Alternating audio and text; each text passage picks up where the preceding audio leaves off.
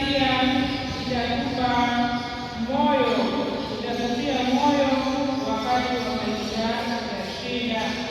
6, kupata ulinzi wa mwisho ulioahidiwa na Mama Maria kwa waaminifu katika kusali rozari. Maana yake rozari inatuokoa. Hata katika vitenge vyetu tumeweka moto, katika vitenge vyetu vinavyomanisha neno la rozari, nasema kusali rozari kuokoa wakosefu, kusali rozari yani. Kwa hiyo rozari ni kiini cha utakatifu. Ukisali rozari itakufanya uwe mtakatifu, kwa sababu umeitwa kuwa watakatifu kama Baba alivyo mtakatifu. Kwa hiyo huwezi kusali rozari na kuendelea kuwa mkosefu. Aidha utabaki kuwa mkosefu, aidha utakuwa mwema. Sababu tumeona hapa sasa za watakatifu wanasema rozari, sala za Bikira Maria, sala ya rozari inamtaka fadhila ya wema. Hawezi kuendelea kusali rozari alafu tena ukawa mtu mbaya. Mtakatifu Stefano anasema huwezi kusali rozari na kuendelea na ukosefu. Rozari inambadilisha mtu, inamfanya mtu anaongoka, anakuwa mtu mwema. Kwa hiyo aidha unaendelea kuwa mwema, lakini hivi vitu viwili haviwezi kwenda pamoja, haiwezekani. Palipo na nuru na giza, giza linakimbia, ndio rozari inaleta nuru. Kwa hiyo kama sala ya rozari inaleta nuru, basi uovu unaondoka, na hapo tunasema rozari inaleta ushindi wa ushujaa, na inakuwa ni kiini cha utakatifu na kutufanya kuwa watakatifu kama Baba alivyo mtakatifu. Lakini pia sababu nyingine ni utii kwa Mungu, mama wa Mungu alivyokuambia, amerudia mara nyingi, salini rozari kila siku, salini rozari kila kitokea, anawaambia wale watoto kusali rozari, kusali rozari. Maanake mimi na wewe tunaposali rozari ni kuitikia agizo la Mama Bikira Maria la kusali rozari kila siku. Tusiposali rozari, Katoliki ambaye hasali rozari ni kutokumtii mama wa Mungu anaposema kusali kweli. Unapoacha kusali rozari, maana hakusikilizi Mama Maria, Malkia wa rozari takatifu, kama alivyojitambulisha pale Fatima tarehe 13 Oktoba, akasema mimi ni Malkia wa rozari takatifu, endeleeni kusali rozari kila siku. Kwa hiyo siku usipite jamani. Ni sawa na samaki na maji. Ukitoa samaki kwenye maji yanakufa. Hata sisi pia wana wa Maria tusiposali rozari ni kama samaki mtoe kwenye maji, uweke kwenye nchi kavu, lazima ataishiwa pumzi na atakufa. Kwa hiyo hakikisha siku usipite hujasali rozari. Ave Maria. Tuangalie hapa nafasi ya rozari katika familia, upekee wa ibada hii ya rozari katika familia.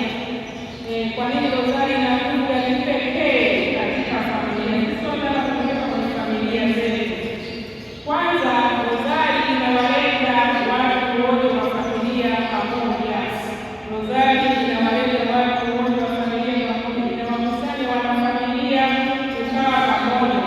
Kila familia inayosali rozari pamoja jioni ama wakati wowote kuweka msingi wa umoja.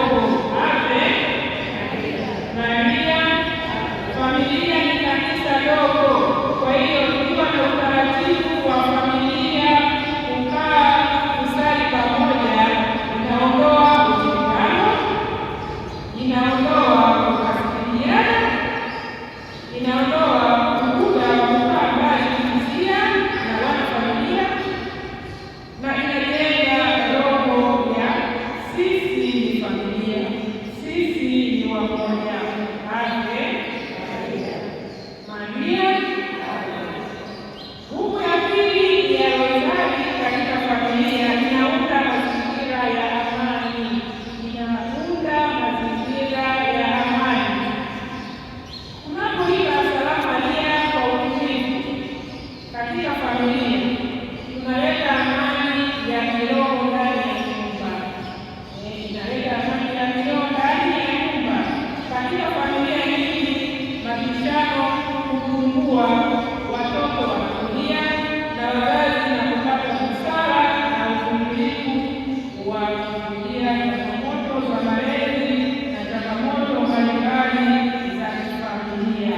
Kwa hiyo amani inakuwepo hata kama hakuna pesa, lakini tuna amani. Ave Maria. Tatu, inaleta kinga dhidi ya mabaya. Sala ya Rozari inaposaliwa katika familia inaleta kinga dhidi ya mabaya. Rozari inakuwa kama ukuta wa ulinzi, inakuwa ni fensi. Familia zinazotoka katika sala ya Rozari mara nyingi ukikuta zikiepuka migogoro mikubwa, zikiepuka uvutano, zinaepuka tabia hatarishi kwa vijana, vipengele vya nguvu za giza na uchawi, hofu na mashambulizi ya kishetani hutoweka. Watu wengi hushuhudia amani isiyoelezeka unapokuwepo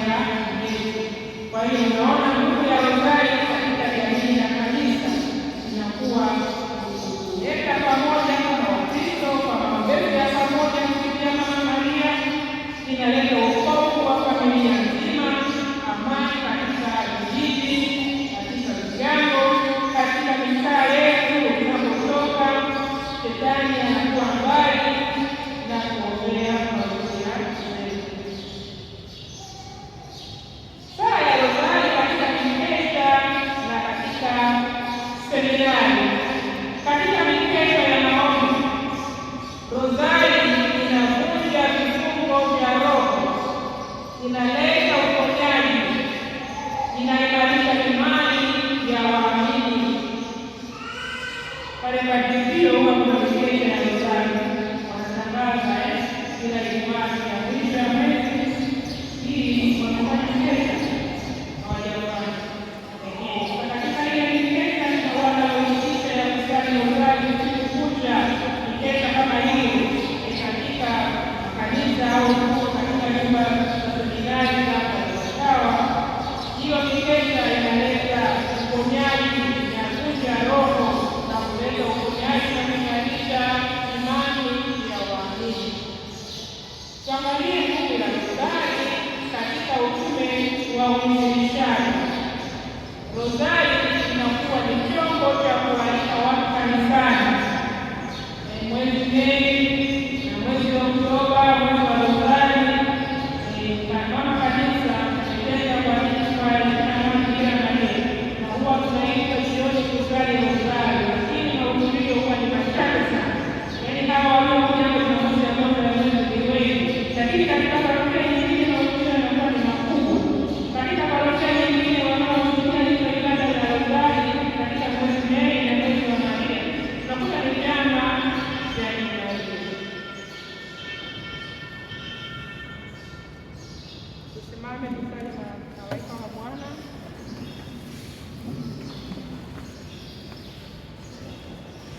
Kwa jina la Baba na la Mwana na la Roho Mtakatifu. Amina. Malaika wa Bwana ni mwana wa Maria. Salamu Maria. Umejaa neema, Bwana ni nawe. Umebarikiwa kuliko wanawake wote, na Yesu mzao wa tumbo lako amebarikiwa. Maria Mtakatifu, mama wa Mungu, utuombee sisi wakosefu, sasa na saa ya kufa kwetu. Mtumishi wa Bwana, ututegemee wewe. Salamu Maria. Umejaa neema, Bwana ni nawe. Umebarikiwa kuliko wanawake wote, na Yesu mzao wa tumbo lako amebarikiwa. Maria Mtakatifu, mama wa Mungu, utuombee sisi wakosefu, sasa na saa ya kufa kwetu. Neno la Mungu akakaa kwetu. Salamu Maria. Umejaa neema, Bwana ni nawe. Umebarikiwa kuliko wanawake wote, na Yesu mzao wa tumbo lako amebarikiwa. Maria Mtakatifu, mama wa Mungu, utuombee sisi wakosefu, sasa na saa ya kufa kwetu. Tunakuomba ee Bwana,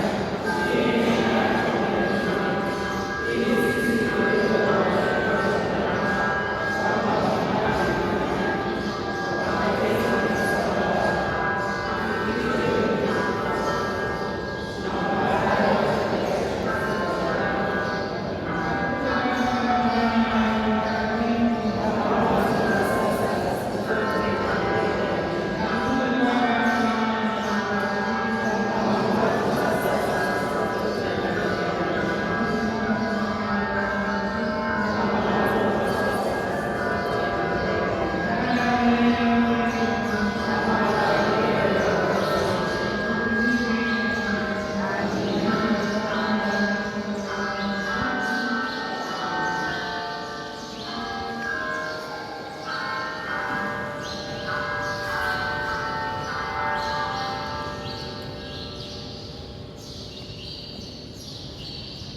basi tuangalie nguvu ya rozari katika changamoto za familia.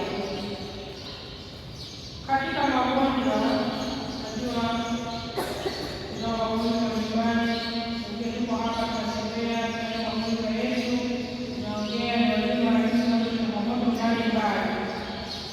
Familia nyingi zimeshuhudia uponyaji, tumeshuhudia faraja, tumaisha kwa kusali rozari takatifu wakati wa ibada za afya.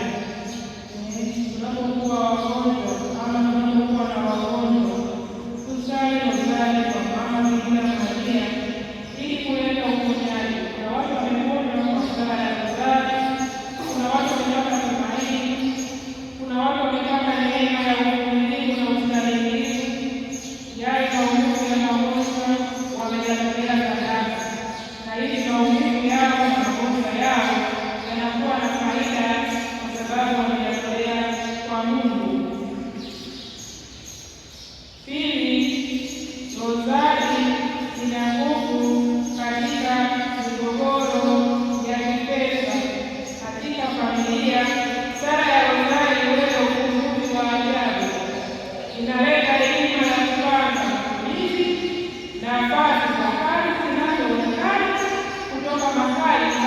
ueleweke kati kwa kumkimbilia Mama Bikira Maria kwa njia ya rozari. Watu wengi wamepata nafasi za kazi, watu wamekwenda kumjini Fatima kileo, wamepata ufunguzi wa changamoto za kifedha, watu wengine wamepata fedha ya jambo ajabu kupitia maombezi ya Mama Bikira Maria akanyosha mkono wake na kuonyesha njia na kutatua changamoto ya kifedha ambayo ilikumba mtu. Watu wengi hapa nishuhuda Mama Maria kutembea katika nafasi mbalimbali katika kutatua migogoro ya kifedha ambayo inakumba katika familia. Sala ya Rozari Takatifu ina nguvu katika migogoro ya wanandoa.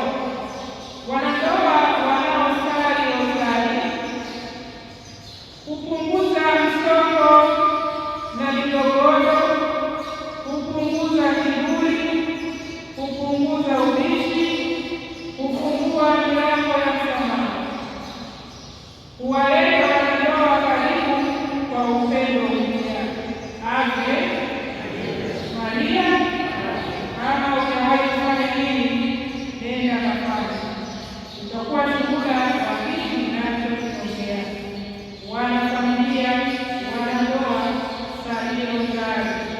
Hakuna ndoa isiyo na migogoro, isiyo na changamoto, isiyo na shida, kwa sababu tumeumbwa sisi ni wanadamu, kila mmoja ana madhaifu yake na mapungufu yake. Hakuna aliyekamilifu. Hakuna ndoa iliyo kamilifu 100% kwa wote, haipo katika ulimwengu.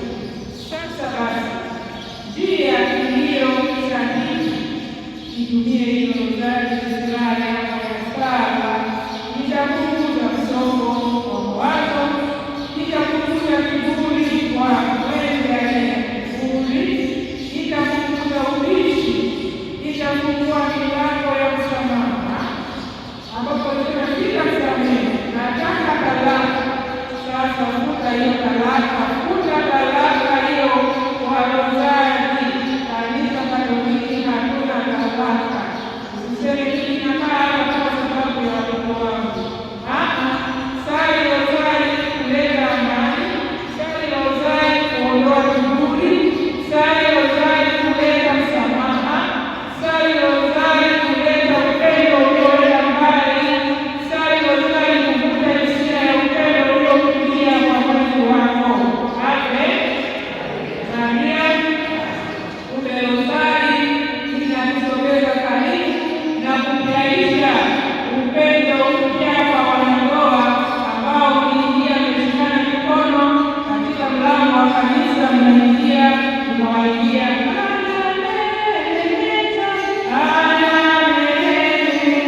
unafurahi, watu wanakupiga picha, unatabasamu, alafu ule upendo baadaye unatoweka, unasema nilivua ningekuwa nafunga ndoa mara mbili, nisingefunga ndoa na mtu, ningetafuta mtu mpya, ningekuwa single.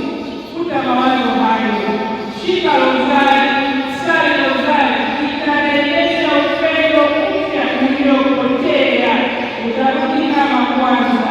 Na watu wataona kila siku wanasema hawa wanapendana, hawa wako pamoja, hawa wanaweza kufanana. Ni Mama Maria, hakuna kitu kingine, hakuna uganga, usali rozari. Ave Maria. Katika malezi ya vijana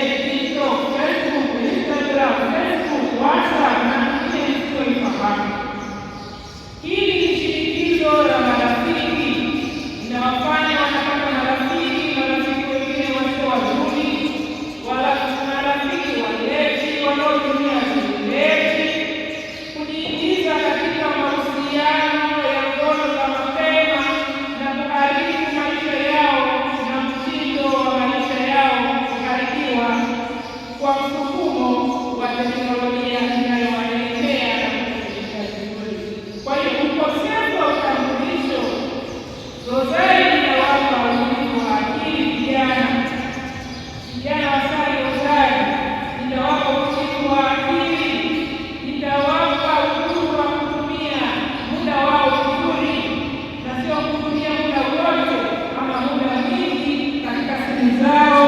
Hata wako kanisani wanachati, wako kanisani wanaangalia yaliyojiri, wako kanisani wanashauku misa ishe haraka sana. Misa imekuwa nyingi sana, unaacha simu yako, ingekuwa imekuja na simu yako hapa kanisani, ingeperuzi kidogo, naona mafikiri mrefu sana, matangazo kama anaishi, ingejua katikati kama hii kidogo, basi saa ya rozari itawapa utulivu. Kukaa mbele za Mungu kwa utulivu, kusikiliza misa takatifu kwa utulivu na bila kusharti wakati wa misa. Imekuwa ni shida kubwa halmashauri ya walei, tunajua changamoto tunazokutana nazo katika misa. Vijana katika misa wanachati na simu, wanaongea na marafiki, wanakuja katika misa lakini wanakaa nyuma ya kanisa, na ndani ya kanisa nafasi zimejaa, na wanafuatwa na halmashauri ya walei wanaoimarisha simukaa. Wanawajibu vibaya, usikufuatilie, jali mambo yako, sali yako, usikufuatefate, jali ya kwako. Haya mambo tunajua viongozi wa halmashauri ya walei iliyoko hapa, haya mambo tunakumbana nayo. Sasa basi, vijana hawa wanapaswa kulelewa, tusiwaache walelewe wenyewe, tusiwaache walelewe na mitandao ya kijamii. Tuwashirikishe sala ya rozari katika familia, tuwaombe, tuwavute kwa Kristo na tuwasaidie kupitia maombezi ya Mama Bikira Maria, kwa kuwaombea wawe na utulivu wakati wa ibada, wawe na utulivu, wawe na maamuzi mazuri ya muda wao, utambuzi wa maadili, waweze kupambanua, wawe na hekima. Haya yote tunapata kwa kuomba Mama Bikira Maria. Wawe na ulinzi wa kiroho, roho zao ziwe salama, roho zao ziwe safi, kwa sababu hatujui muda wa masaa. Mtakatifu Filomena, msimamizi wa rozari, na vijana na watoto wote wa Maria, somo huyu kumhudumia vijana wetu, wawasaidie kuishi maisha ya utaua, wahudumie ujana wao vizuri wakiwa na nguvu, ili kupata kanisa la kesho lenye maadili, lenye kumcha Mungu, lenye kumtafuta Mungu kwa bidii, na hapo tutapata familia bora na zenye maadili ya kumtumikia Mungu.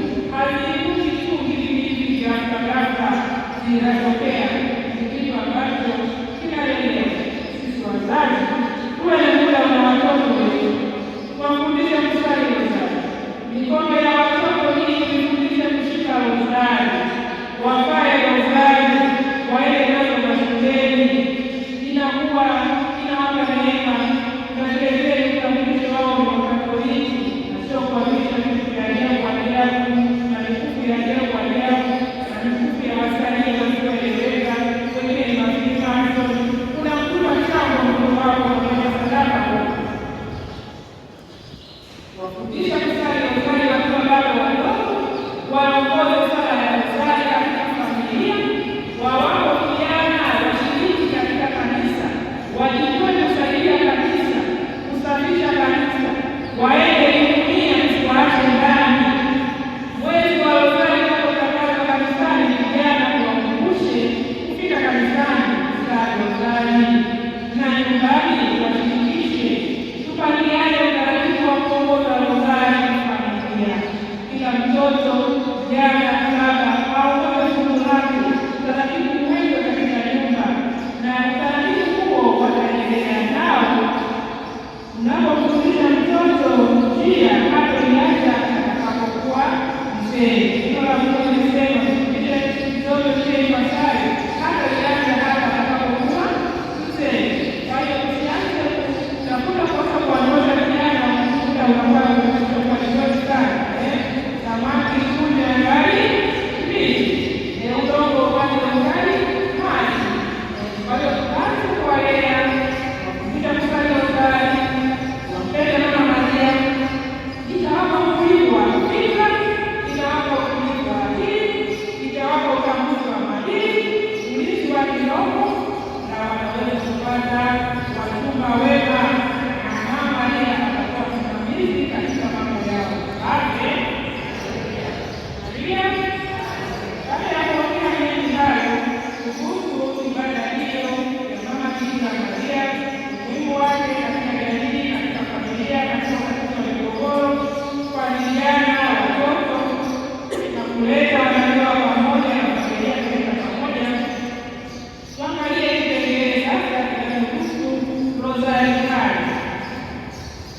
rozari hai.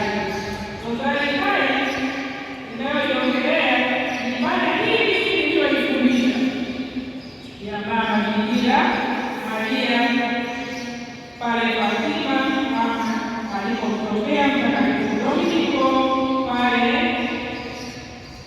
karne ya 12 karne ya 12 alipomtokea Mama Bikira Maria kutokea Mtakatifu Dominiko 1214 alipomfundisha ile rozari.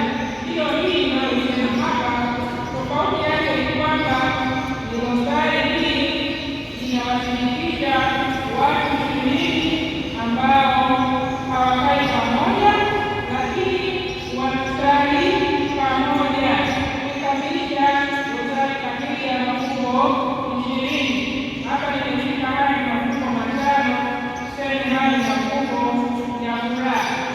Manake hapa hawa ni watu watatu hapa, kila mmoja anasali fungu lake moja kiuaminifu aliyofanikiwa na kiongozi kila siku kwa uaminifu. Tumesikia Mama Maria anasema kwa hiyo rozari kila siku, ndio amesema kuhusu usalama leo na kesho, na hata kujisikia masali amesisitiza kusali rozari kila siku. Ila alipotokea kazi hiyo, kusudi langu kukutimiza kwenye ujumbe wa wakati mwingine anaweza kukumbuka na kumbuka mambo ya wakati kwani kumbuka wakati kama kila wakati kwa wakati Mama Maria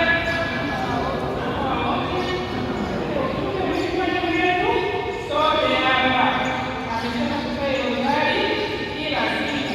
Kwa hiyo hii sala ya rozari hai inahusisha watu 20 ambao hawakai pamoja lakini wanasali pamoja.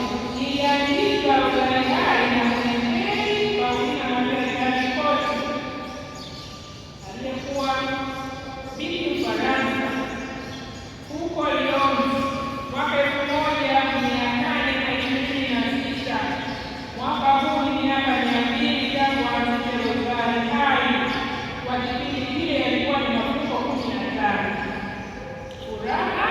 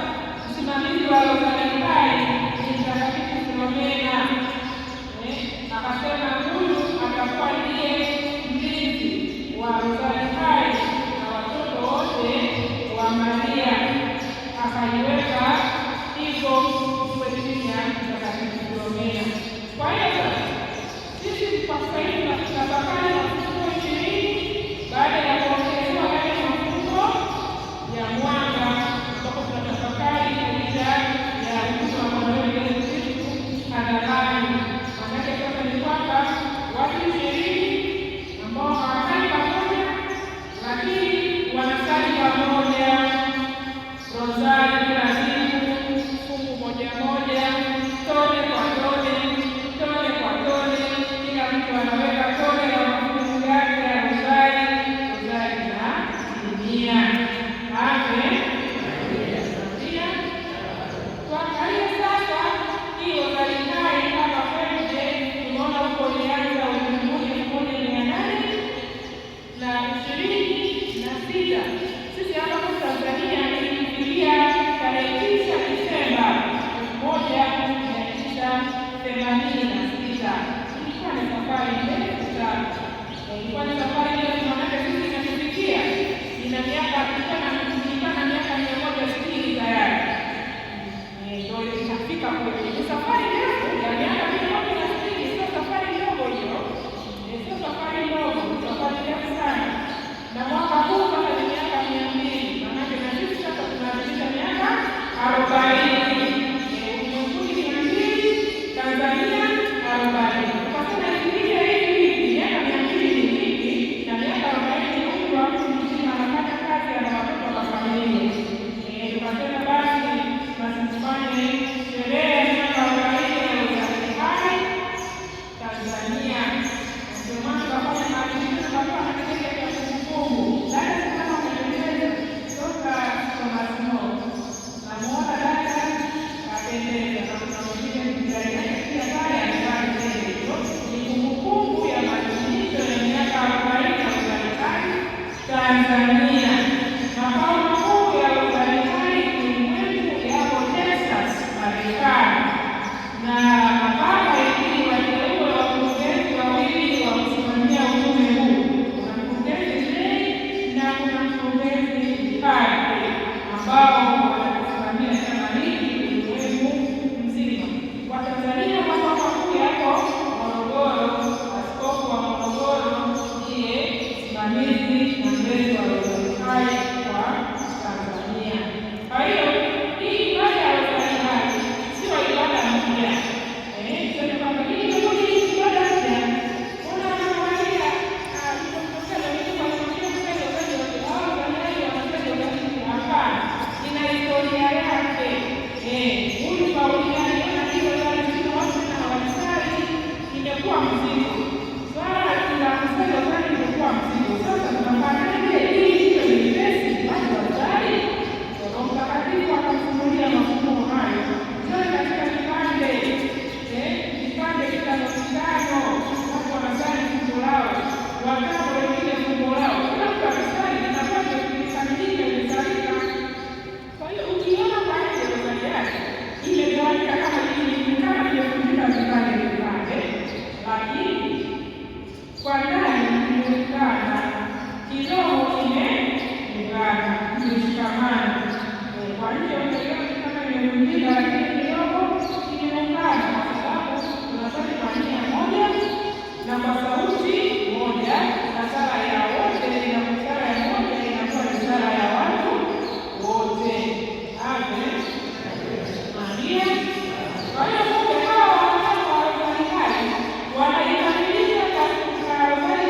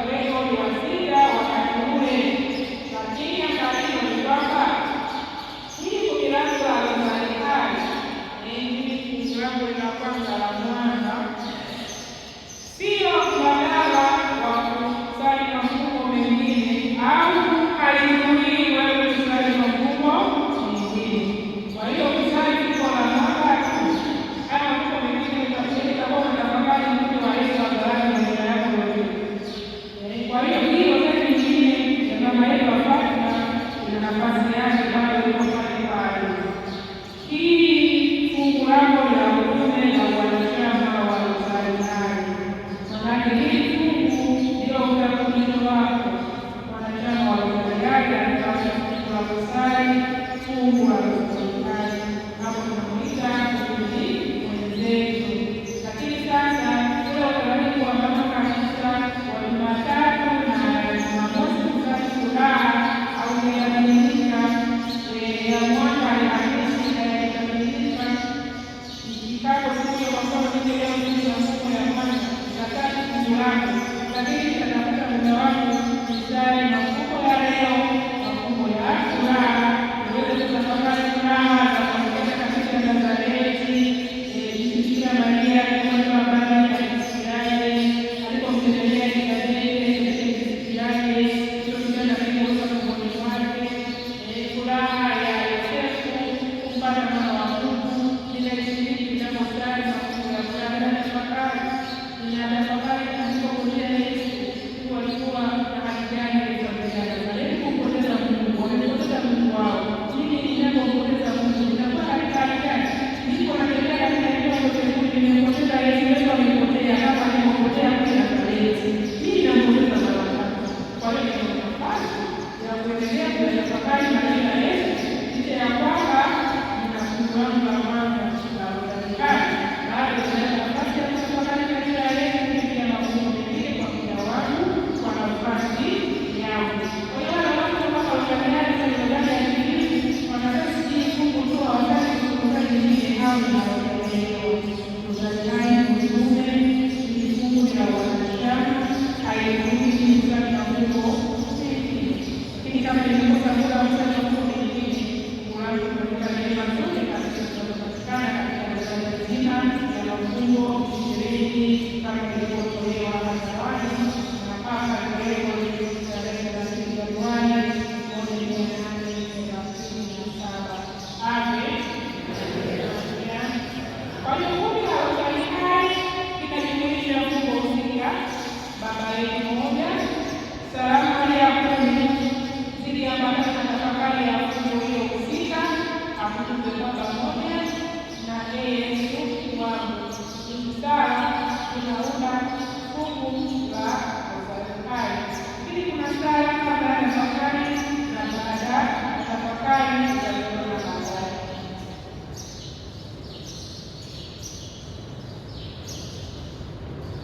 Kwa hiyo basi hawa watu watano katika kila fungu wanapokuwa wanatafakari wanapata mastahili ya Rozari nzima ilivyoachiwa na Mama Bikira Maria, na hatuhitaji wanachama wa Kikanisa kukusanyika kusali mafungo yetu ya Rozari kila siku. Kazi alizofanya kusali kila siku kusali fungu haiwezekani. Sali popote, ukiwa unaenda kazini, ukiwa kwenye motokazi, ukiwa nyumbani kwako, ukiwa unafanya mazoezi, una matembezi ya jioni, unakuja kwenye misa ya asubuhi, umemaliza misa ya asubuhi, uko kazini, tenga muda na Mama Maria, tenga muda wa kuongea na Mama Maria. Unapoanza kusali Rozari, kama unataka kusoma Mama Bikira Maria na alipo mama mwanaye yuko yuko Yesu na Mama Maria yuko hapo. Muda wa kusali Rozari, muda wa kusali na Yesu, muda wa kusali Utatu Mtakatifu, kwa sababu Yesu alileta Utatu Mtakatifu, Baba, Mwana na Roho Mtakatifu. Utatu Mtakatifu, watakatifu na malaika hawatengani, ndipo Utatu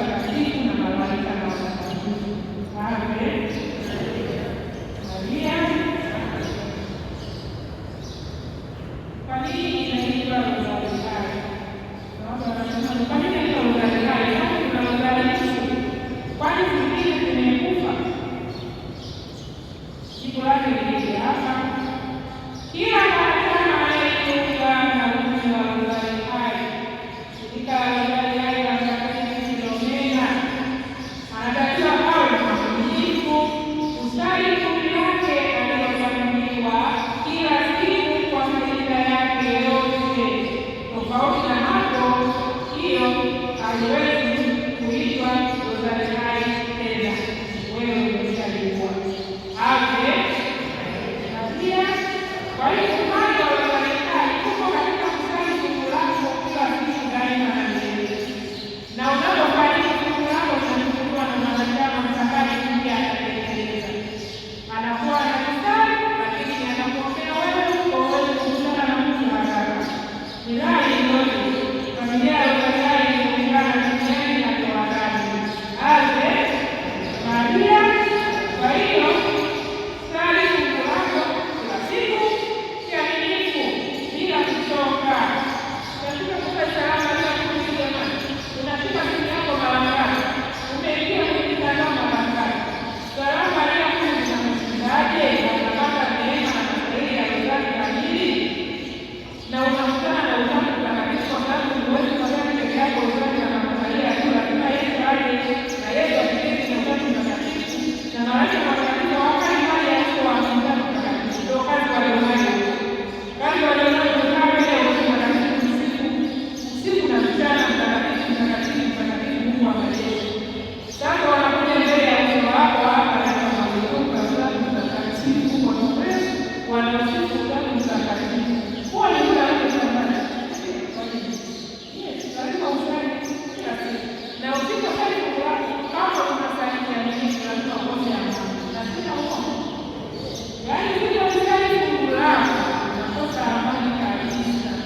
Yaani keshoyake lazima tuisali. Kwa hiyo kama nimetokea kusalisali, nimekumbuka kesho sali. Sali fungu lako, na kile kitolee sadaka, fanya maridii.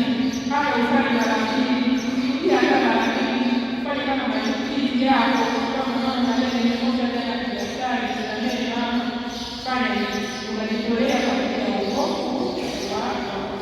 Kwa hiyo inaitwa rozari hai kwa sababu iko hai kila siku, iko mwili wako na moyoni wako. Unaposali ndio unajulisha, ndio unasema ile basi.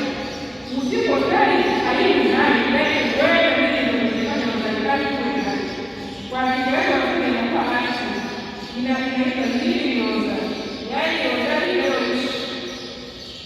Kila sehemu mahali wanasali rozari. Hata nasali kijana, kile hata usiku akiamka kukumbusha kwa nao wanaendeleza. Unakuti tuko zaidi ya milioni 18. Watu wengi nao wanasali rozari. Na tunaombeana. Na neema tunazopatikana tunazisaidia kila zima tunazipata. Malengo ya kuanzisha rozari hai yako 6. Rozari hai inaanzishwa kwa lengo la kwanza, kutuliza hasira ya Mungu aliyekasirisha mno na dhambi zetu. Tunamtuliza kwa maombi ya Mama Maria. Ave Maria.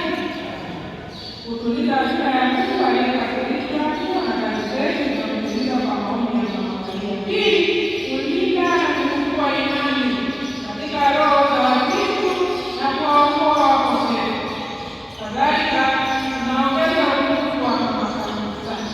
Lengo la pili kwa ni kulinda na kufufua imani katika roho za Wakristo na kuwaokoa wakosefu. Kadhalika tunaongeza utukufu wa Mama Kanisa. Lengo la tatu kwa ni kuweka ushindi wa moyo safi wa Maria. Ushindi uliotolewa pale Fatima na Mama Maria aliposema moyo wangu safi nikutoe shida. Namba 4, kwa kufanikisha katika Filomena aliye somo na mlisi wa rozari hai.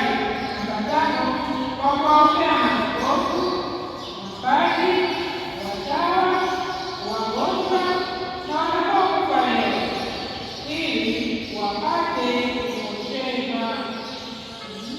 Mimi ninaposali fungu langu la rozari hai jamani, mimi ninawaombea mapadri, namwombea Baba Mtakatifu, ninawaombea watawa wote, ninawaombea wagonjwa na wale wanaokufa leo ili waanze kuosheka, wagonjwa wapate neema ya kuvumilia maumivu, wapate neema ya kustahimili.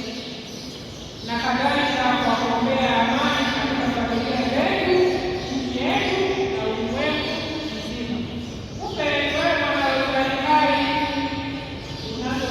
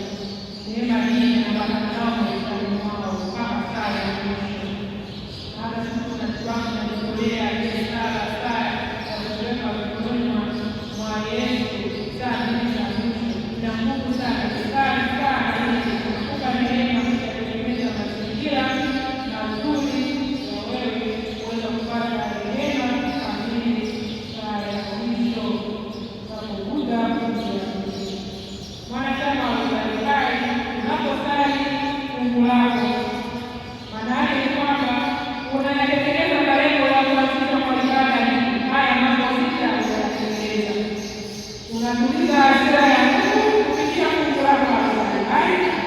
Kwa kupitia fungu hili unalinda na kufanya kazi za Roho za Wakristo na kuwakomboa wakosefu. Kwa kusali fungu lako unaleta ushindi wa Roho safi wa Maria. Kwa kusali fungu lako unamheshimu Mtakatifu Romena Somo na Mlinzi wetu.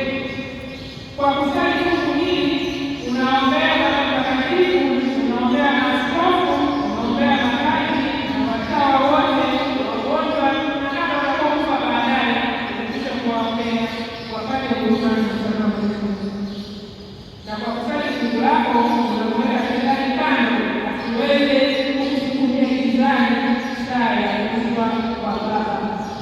Kwa hiyo usianze kuhangaika kama hivi sio tayari, hakuna kinachokutoa kwenye kusali fungu lako. Hata mapadri tunaombea kila siku, ninaombea katika fungu langu kwa sababu ndio malengo ya kuwalinda. Sema kwa kweli sisi tunalingana hii ya kuwafanya mapadri na watawa, hata hii tunaombea katika fungu hili pia tunaombea kwa sababu ndio malengo ya kuwafanya kwa rozari hai. Ave Maria. Kwa hiyo kama chama cha Kikristo, rozari hai inalenga kimsingi kusali rozari takatifu kama familia ya kiroho. Rozari hai kama chama cha Kikristo inalenga kusali rozari takatifu kama Bikira Maria kama familia ya kiroho. Kwa hiyo rozari hai ni familia ya kiroho. Rozari hai ni nini? Tuseme tumeelewa. Rozari hai ni nini? Familia ya kiroho. Yes. Rozari hai ni familia ya kiroho. Sala ya rozari ni kiungo halisi cha maisha ya kiroho, ni kichocheo bora kinacholeta maombi ya maisha ya imani, njia bora ya kufurahisha moyo safi wa Maria kwa kutekeleza yale aliyotuahidi na anayotaka kuyafanya. Ni kwa kusali rozari takatifu kila siku kiaminifu. Kwa kusali rozari kila siku kiaminifu, Maria atakugeuza kufanya kufanana na Yesu mwanaye. Maria atafaulu kufanya tuwe watoto wake wapenzi, kwa sababu yeye ni Mungu pekee aliyejaa neema. Hivyo tukimfurahisha Mama Maria, naye atatushirikisha upendo wa Mungu ambacho ndio kilele cha utakatifu. Kupitia rozari takatifu hii, sala ya rozari hai itakuwa ni kiini cha utakatifu wetu. Inatubidi kumfurahisha Mama Maria kwa kusali rozari yake kila siku kiaminifu, kwa furaha, kwa mapendo na kwa tafakari, naye atatufikisha mpaka kwenye kilele cha utakatifu. Kwa hivyo rozari ni sala nzuri sana yenye utajiri wa neema nyingi. Ni sala inayokumbusha kwa moyo safi wa Maria, mama wa Mungu. Na ikiwa mnataka amani itawale katika nyumba zenu, salini rozari katika familia zenu kila siku, alisema Baba Mtakatifu Piusi wa tano. Ave Maria. Mama Maria. Usimame tuwe uko mmoja nchi wote. Wimbo gani? Wimbo wa kuchangamka.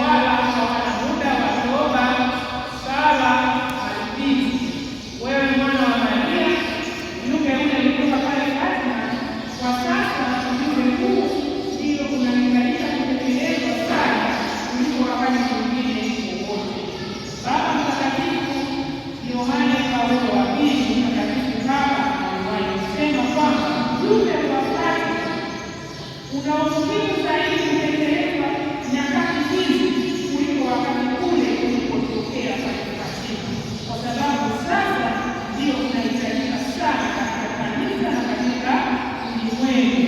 Kwa hiyo mimi na wewe tunao walimu wa kuombea wokovu wa wakosefu kupitia nini tu?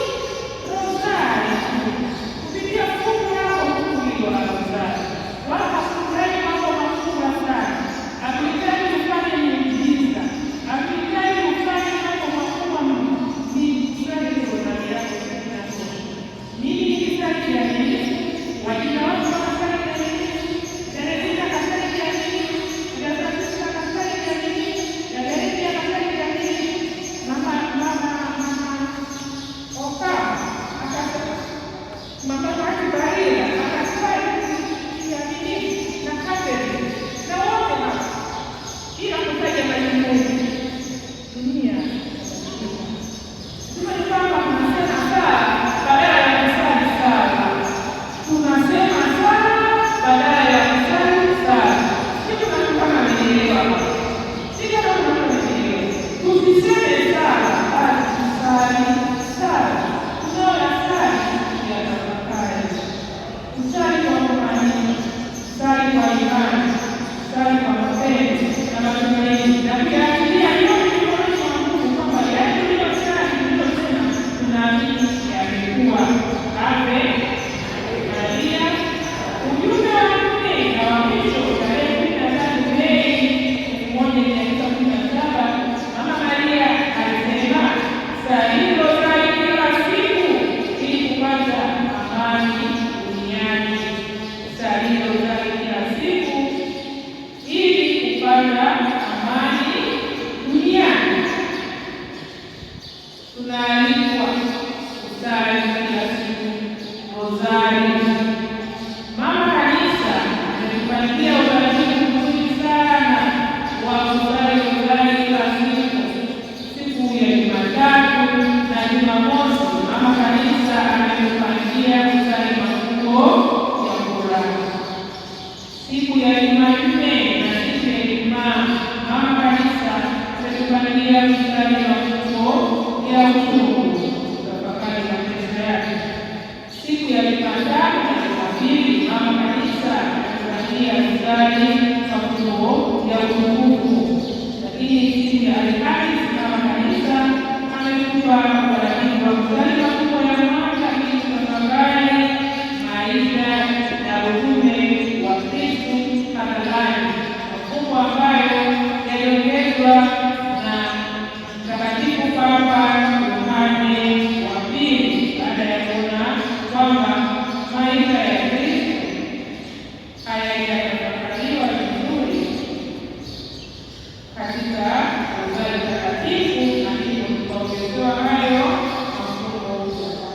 Kwa hiyo ni wajibu wetu kusali rozari kila Mkatoliki ana wajibu huo wa kusali rozari kila siku. Sio mwanarozari wala sio mlezi peke yake au mwanafanya peke yake ndio ana wajibu kusali rozari kila siku. Hili tamko halikuhusu vyama vya kitume, lilihusu watoto wote ulimwengu mzima. Salini rozari kila siku ili kupata amani duniani. Tunaona vita mahali machafuko, magonjwa, milipuko ya magonjwa mbalimbali yasiyotabirika. Amani hakuna katika nchi mbalimbali ulimwenguni. Mama Maria alisema tusali nini? Rozari. Tusali rozari kwa ajili ya kuomba amani ya dunia, amani ya nchi, amani ya familia, familia na ya mtu binafsi. Nikienda katika toleo la pili la Fatima tarehe 13 Juni 1917, ujumbe wa Bikira Maria by Fatima anasema Yesu anataka kuanzisha ibada kwa moyo wangu safi.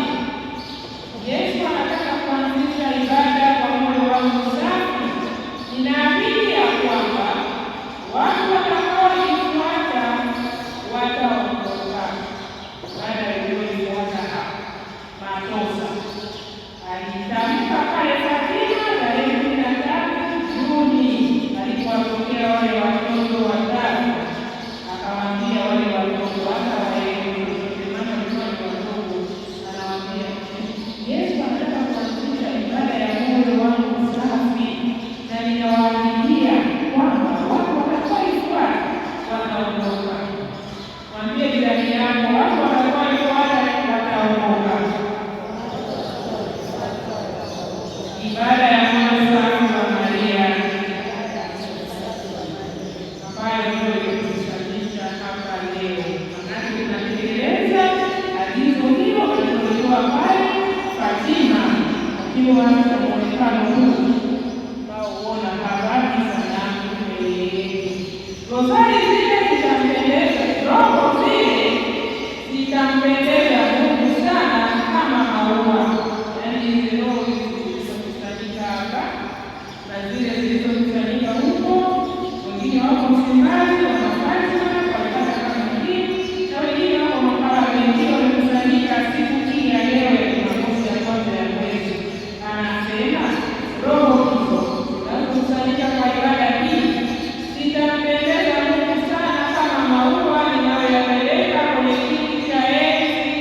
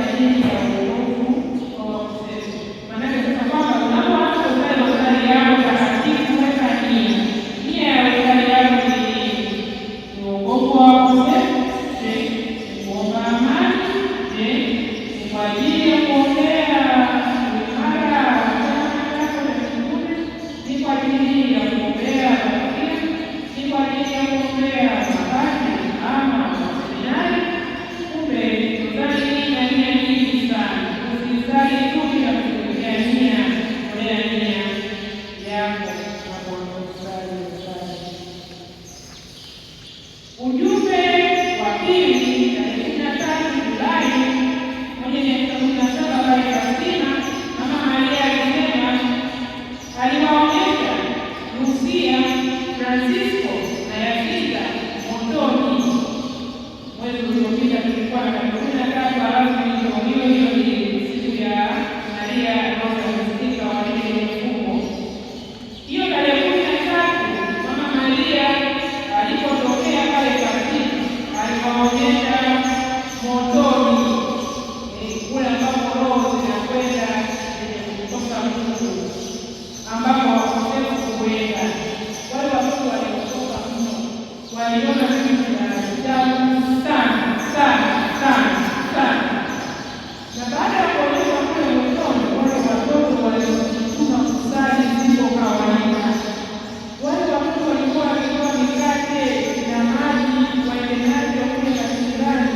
Zile chakula walikuwa hawakitumii, badala yake wanavigawa kwa watoto wachungaji wengine, huku wamejifunga kamba kiunoni, vitu wamejikaza tumboni, wanajitesa kwa ajili ya kuombea roho zinazopotelea, kwa sababu waliona watu wengi wao motoni, moto wa milele, kwamba hawana kuona Mungu daima. Hata msali vipi wale watoto wamekuja kupata nguvu yao.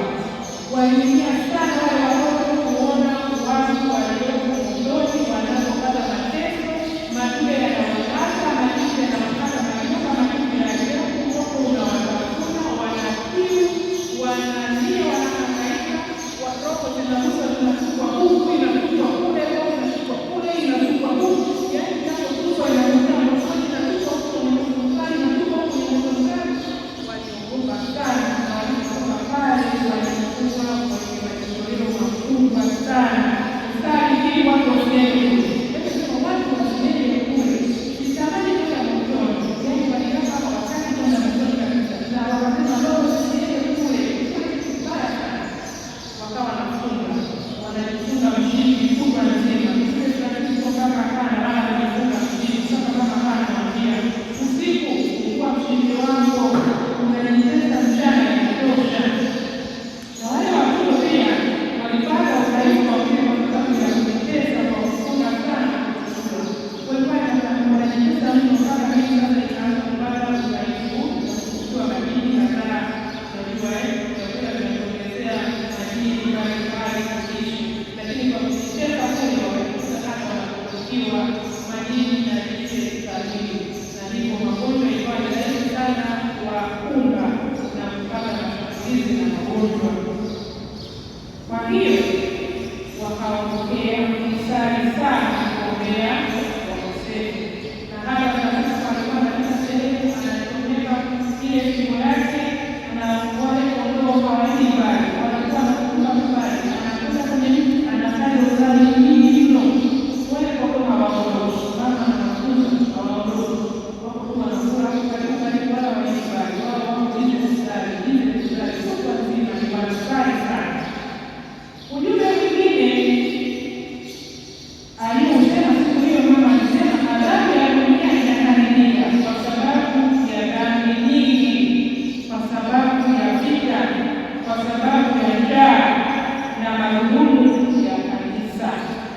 Mama alisema adhabu ya dunia inakaribia kwa sababu ya dhambi nyingi, kwa sababu ya vita, kwa sababu ya njaa na madhulumu ya kanisa. Kwa hiyo tusali sana kwa ajili ya kuombea mambo hayo. Mama Maria alitusaidia kuombea kwa Yesu mwanawe. Ujumbe mwingine alisema kwa ajili ya kuzuia hayo, nitaomba kukabidhi moyo wangu safi nchi zile zote zinazomkana Mungu. Kwa ajili ya kuzuia hayo yasitokee, nitaomba kukabidhi moyo wangu safi nchi zile zote zinazomkana Mungu. Mama Maria aliahidi kwamba yuko tayari nchi ambazo zinafanya matamko haya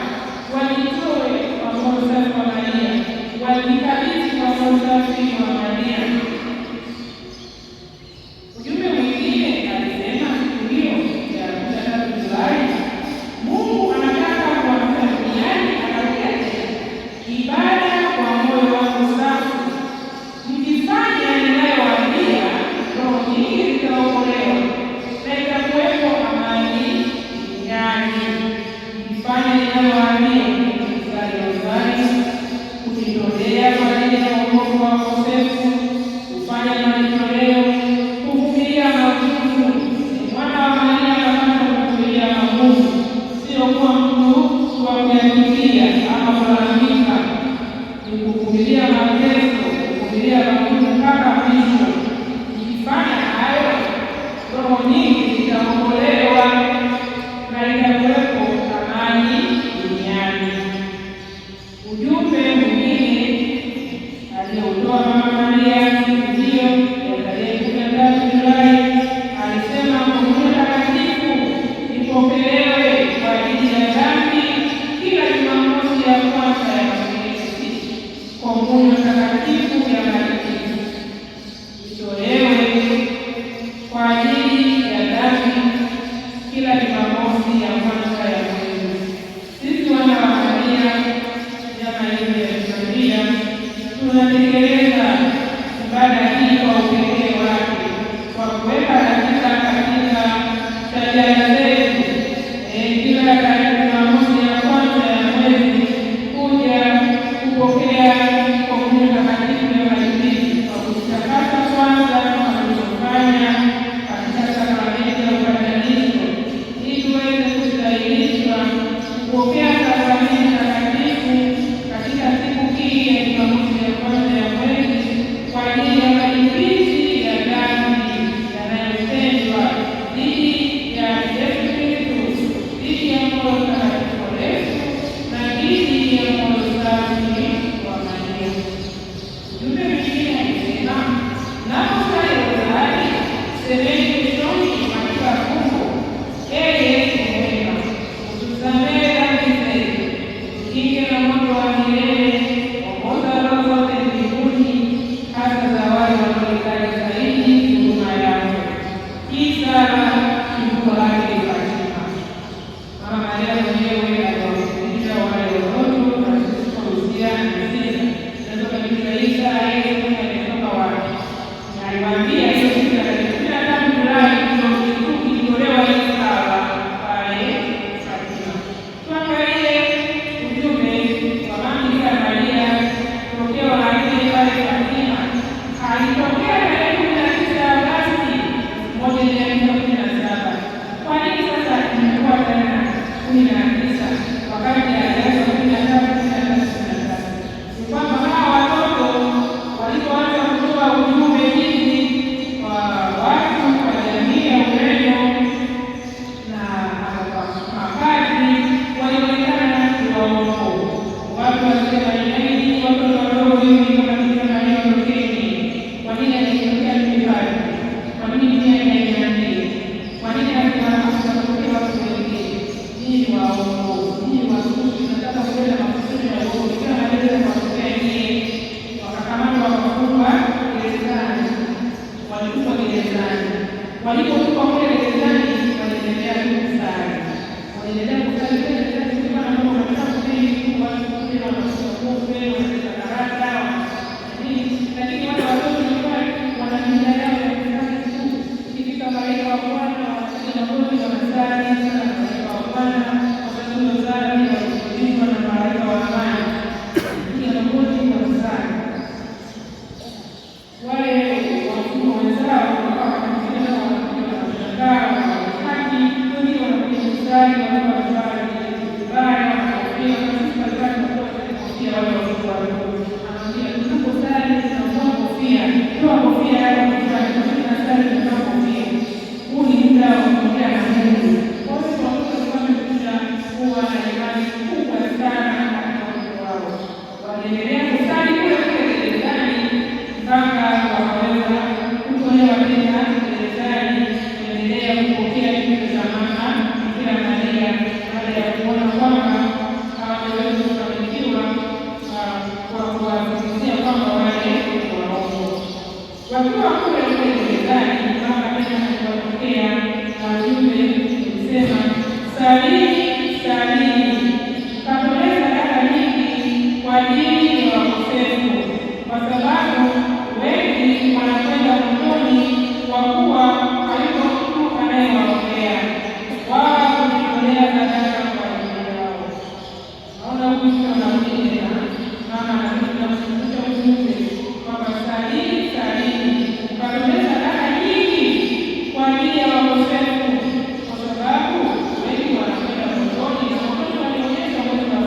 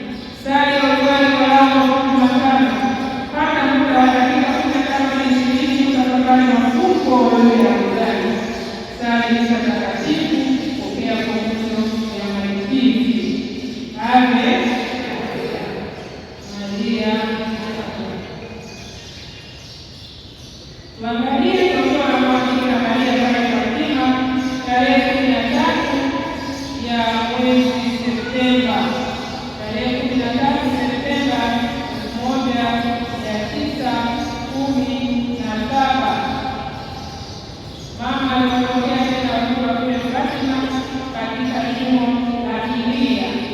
Shimo la Kilia kwa Kireno wanasema ni amani. Alikuwa anakuja katika shimo la amani, kulikuwa na mjini pale mjini ya Maroni, kama alikuwa anasimama pale juu ya Maroni, hiyo mjini ya Maroni katika shimo la Kilia, ambao kwa Kiswahili Kilia manake amani. Kwa hiyo ujumbe aliotoa pale alisema, endeleeni kusali rozari ili vita viishe. Kumbuka kipindi kilikuwa ni vita ya kwanza ya dunia.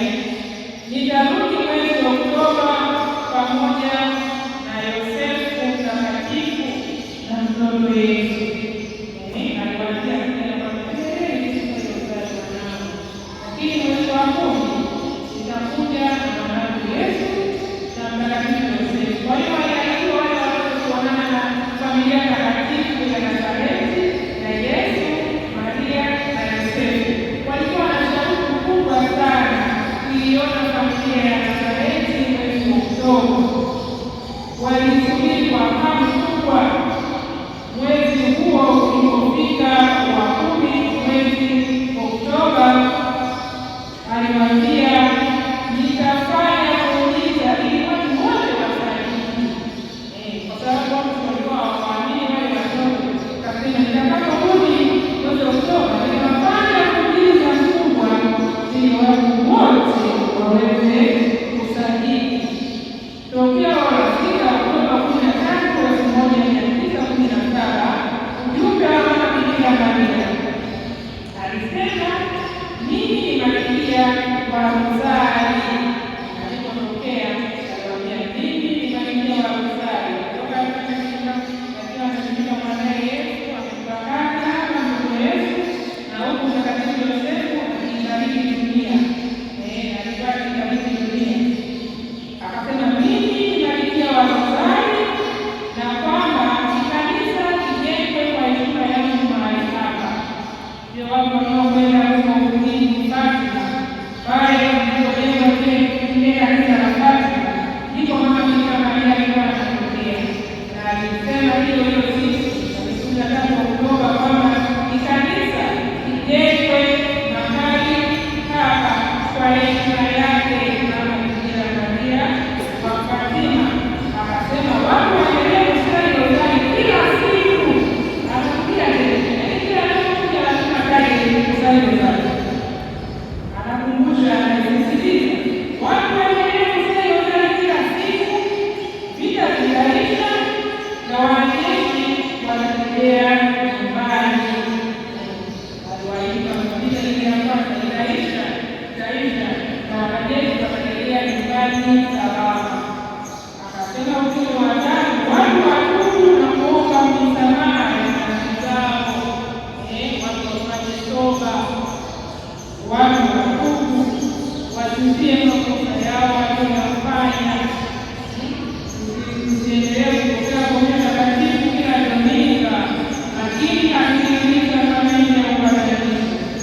Mama anakumbusha leo, alisema pale Fatima, lakini anakumbusha leo.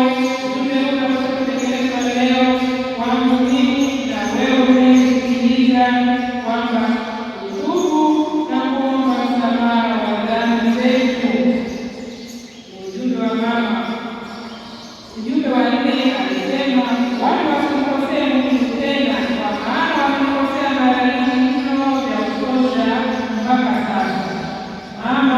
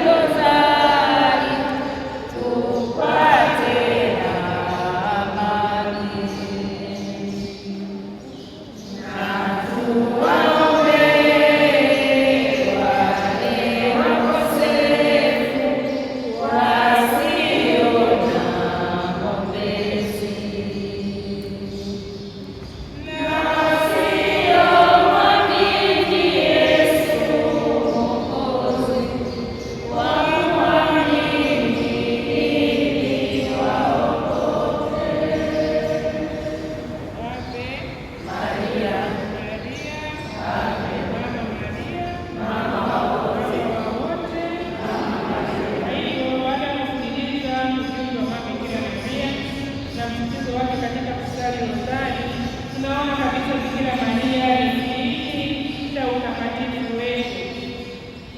Kupitia sala hii ya rozari takatifu, Mama Bikira Maria anakuwa pia ni somo wetu katika saa ya kufa kwetu, kwa sababu ametuarikia kuingia katika uzima wa milele kwa kuyashika yale ambayo ametuahidia, yale aliyotufundisha. Kumbe rozari inatupatia utakatifu katika utekelezaji wake, katika kuisali na kuwa shujaa na kuwa waaminifu. Tunastahilishwa tuzo za mbinguni. Kwa nini tunasali rozari? Zipo sababu chache, lakini tutapata sababu nyingine zaidi tunapokuja katika kitabu. Kwanza tunasali rozari tupate amani, kama Mama Maria mwenyewe anaposema sali rozari dunia ipate amani. Tunapata amani ya mtu mmoja mmoja, lakini amani ya ulimwengu mzima. Sababu nyingine kwa ajili ya kulinda amani katika familia zetu. Katika familia zetu tunazo changamoto mbalimbali. Kupitia maombezi ya Mama Bikira Maria atatupa amani, sababu yeye ndiye malkia wa amani na ametuahidi kusali rozari tupate amani. Kwa hiyo hawezi tena kutuacha bila kutupa hiyo amani aliyotuahidia. Tatu ni kuwa na ujasiri katika changamoto za kimaisha. Tunaposali rozari kufanya tunakuwa imara na kuvuka katika changamoto za kimaisha. Nne ni njia iliyo rahisi tayari ya kulinda imani. Tunaposali rozari, kwanza tunakiri kanuni ya imani yetu, lakini tunatafakari Injili kupitia mafumbo ya rozari takatifu na tafakari. Baada sasa ya kuangalia ibada yetu ya rozari kai, kuna kipengele cha muhimu sana kinachoambatana na ibada yetu ya rozari kai, kipengele cha kuweka wakfu kwa Mama Bikira Maria kwa njia ya skapulari ya Karmeli. Kuweka wakfu kwa Mama Bikira Maria kupitia skapulari ya kahawia ya Mama Bikira Maria wa Mlima Karmeli. Inapoongelea skapulari, inaongelea nguo hii yenye vipande viwili. Skapulari ya kahawia hii yenye vipande viwili, ambapo kipande kimoja kinaangukia mgongoni na kingine kifuani mbele kifuani kwake. Neno hili asili yake ni la Kilatini, ikiwa na maana ya skapulari, ambayo maana yake ni mabega. Skapulari maana yake mabega. Kwa ni vazi refu ambalo linavaliwa juu ya kazi ya watawa, likiangukia mbele na nyuma. Skapulari ni alama ya kuwa tayari kutumika. Ninapovaa skapulari yake, maana yake ni kwamba mimi niko tayari kutumika. Hivi walipewa Mtakatifu Simeoni mwaka 1251 tarehe 16 Julai katika mlima wa Karmeli. Kwa hivyo skapulari ni moja ya sakramenti ya kanisa na ni moja ya sakramenti tunavyovitumia katika shirika yetu la rozari kai. Tunasali na skapulari na medali ya Bikira Maria ndani ya asili. Hapa tuna mshiriki wa Mtakatifu Novena. Mama mmoja alikuja na mshiriki wake kutoka Brazil, Mama Oliva, mama nakuomba mama samahani.